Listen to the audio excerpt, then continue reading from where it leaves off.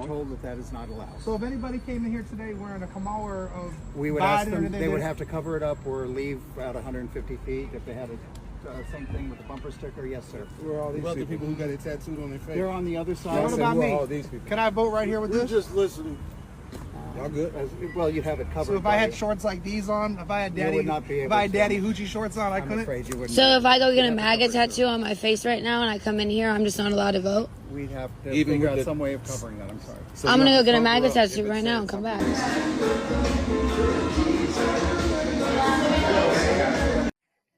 Got that MAGA face tat now, baby. Let's go. We were not allowed to be in here. It also says Trump on I'm not allowed. Okay, so I'm not allowed to be here with my Trump or my MAGA. So you know what I did, sir? I went and I got a MAGA face tat. So I'm gonna come in there to the polls. I'll take this hat off. You can hold it to me, and I am good to go. I'm sorry, Matt. You can take the hat off. Let's go. People like this just keep showing that it's not about voting for Trump. It's about letting everyone know that you're voting for him. And until you've broken enough laws like your leader, it's not showing enough submissiveness. This isn't Okay. social media, is it? No. Okay. You're saying my tattoo is not real. Mom, is my tattoo real? Is my tattoo real? That's what it looks like. It looks real to me. Do you like it? Are you pissed? Mm-hmm. You're pissed. Yeah. Why? Because it's a face tat? Yeah, because it's on my face. Yeah. Yep. She didn't want to be on social media, but it's real. So I just woke up. Literally, I just woke up. I have no makeup on. I'm in my glasses. There it is. The worst part is that the poll worker let her dumbass in after she followed the rules and took off the partisan paraphernalia like he asked her to in the beginning. And what kind of little MAGA tattoo on her cheek is that? That's a weak attempt at sticking it to the establishment. You know, he probably didn't even see it. So her pointless protest only resulted in pissing off her mother and now having to come up with a cover-up tattoo that she's making an appointment for next week. All that just to vote for having your reproductive rights taken away while being lied to. So if you have a mail-in ballot, get that damn ballot in, please, immediately, because they've already started cheating in Lancaster. They've cheated. We caught it with 2,600 votes.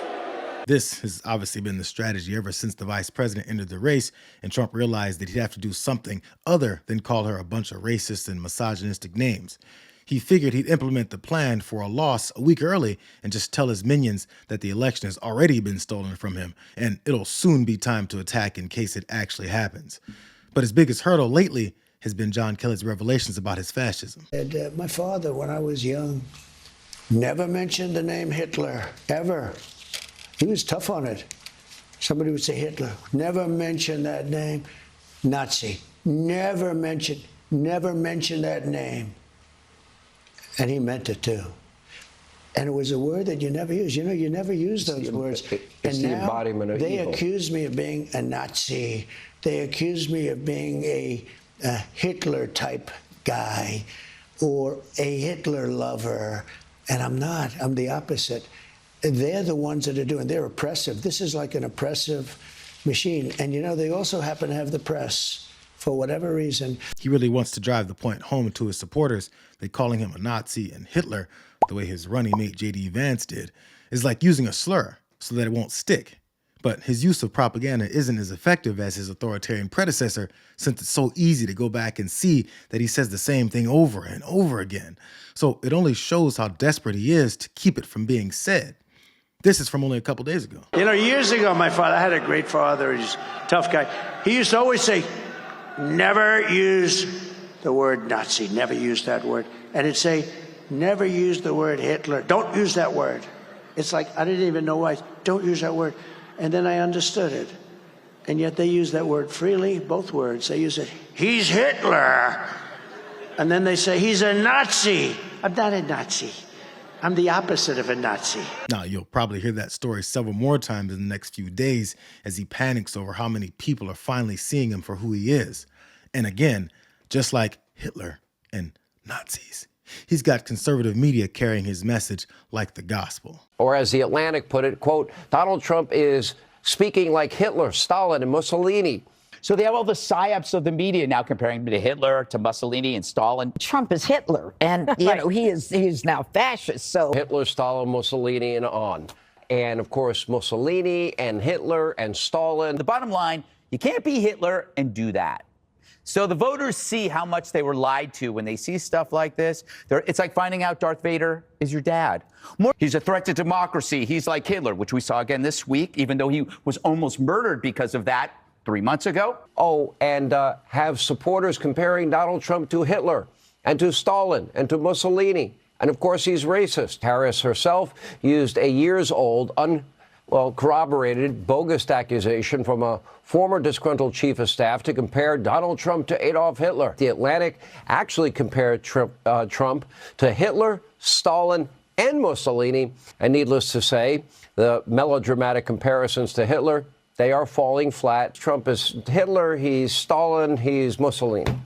If you're willing to compare Donald Trump to Hitler and Stalin and Mussolini, you're willing to say or do anything. So if you're willing to call somebody or compare them to Stalin, Hitler, and Mussolini. Hitler or a fascist or authoritarian. Donald Trump is Hitler and he's a fascist. Donald Trump is a fascist and a Nazi, and that her surrogates are claiming that she's Stalin and Hitler and Mussolini.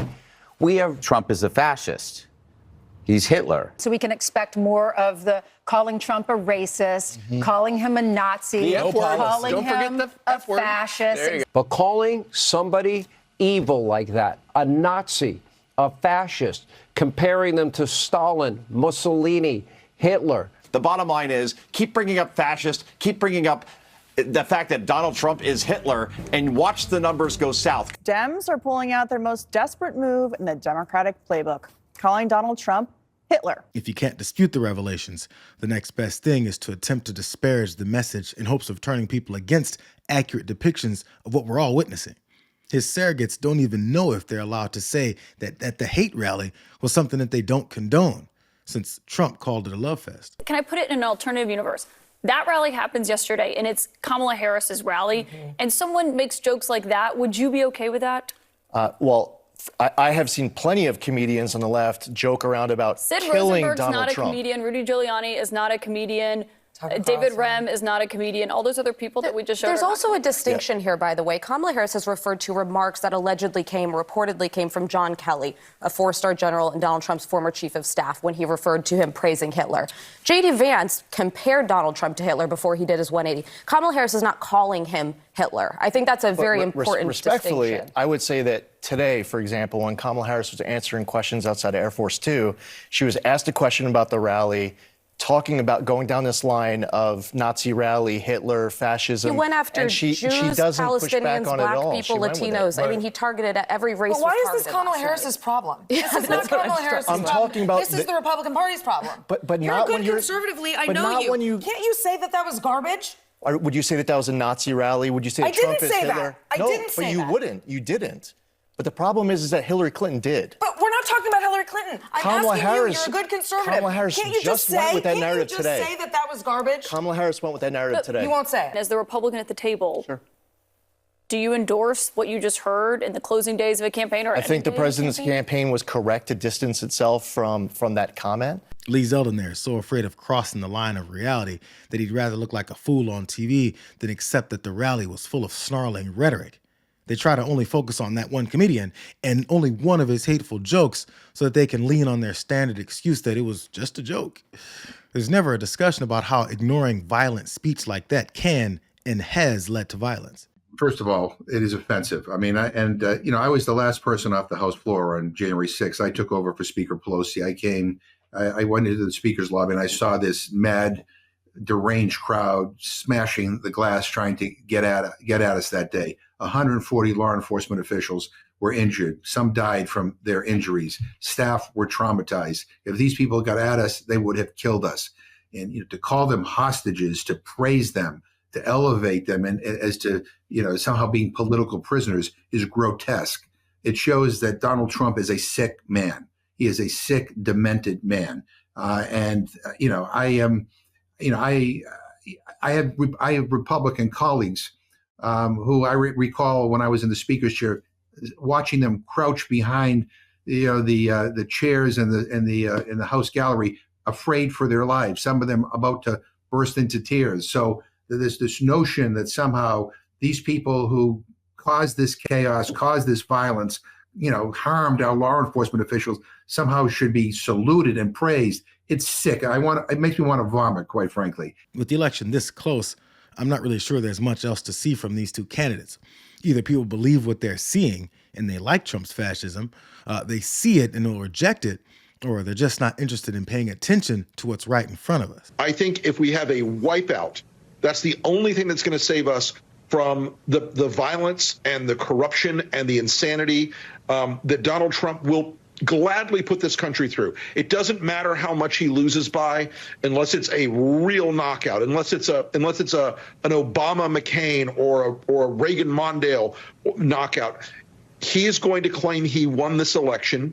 He's going to use every legal and illegal tactic he can. His people will deploy violence on his behalf around this country. We are going to have a very rough 76 days. I believe in my heart that the people on that stage tonight are like Tucker, who are making that case, and others as well, who are saying that the only way to win is if they cheat. The only way that we're behind in the polls is if they're all crooked and rigged. That is a message. They're co-conspirators with Donald Trump in this effort. They're going to try to do what they did unsuccessfully, praise God, in 2021. They're going to try to do it all over again. Donald Trump must be defeated soundly this next week. He must be crushed, because otherwise they're going to try this. Trump out there tonight referred at least 4 times, we're leading in all the swing states. We're leading in all the polls. We're ahead. He's saying this because his believers, his followers, need to have that message pre-wired into their brains. And my fear is that we have engaged in a lot of, the polls are so close, and they won't believe it.